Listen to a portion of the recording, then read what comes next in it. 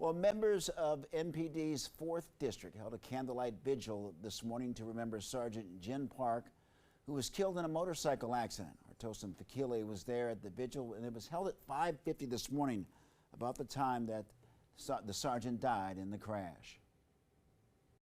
Sergeant Jin Park served in the Metropolitan Police Department for 11 years. And on Friday, his police family came together to honor his life at the exact time he lost that life a week ago, right here. At this time, please join the 4th District family in a moment of silence. A somber moment in the early hours of the morning. Police say Sergeant Jin Park died in a motorcycle crash on April 21st, driving home after his shift. April the 21st, 2023, just before 0550 hours. Over the last 7 days, there hasn't been a day that's gone by that I haven't heard a story about Sergeant Park. Commander Carlos, who trained Park, said Sergeant Park was a leader.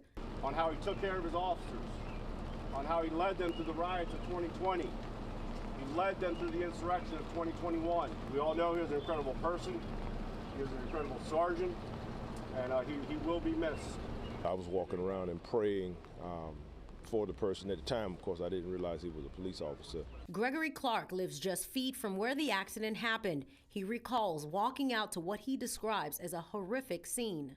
The officer was on the street, and the motorcycle was beside him, and another gentleman from across the street was doing chest compressions. Clark joined the officers in Friday's candlelight vigil after he saw the patrol cars and lights. I passed by the intersection 100 times since last week, and you see the marks that they put down in the street, and I've not been able to pass by without thinking about him, and so he'll never be forgotten.